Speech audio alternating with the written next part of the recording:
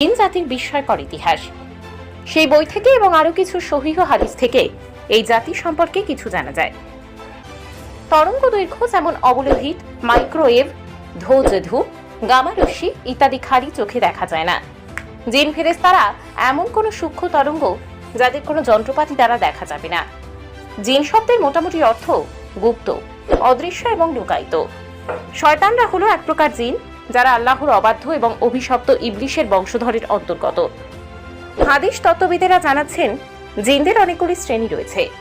যেমন সাধারণ জিন, আমির জিন, এরা সাধারণ মানুষের সঙ্গে থাকে, এবং শয়তানেরা অবাধ্য উদ্ধত ইফরিত জিন, এরা শয়তানের চাইতেও বিপজ্জনক।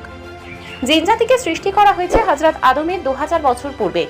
জিন জাতির আদি পিতা আবুল জিন্নাত সামনকে আল্লাহ সুবহানাহু ওয়া তাআলা আগুনের শিখা দ্বারা তৈরি করার পর আল্লাহ সামুনকে বলেন, তুমি কিছু কামনা করো।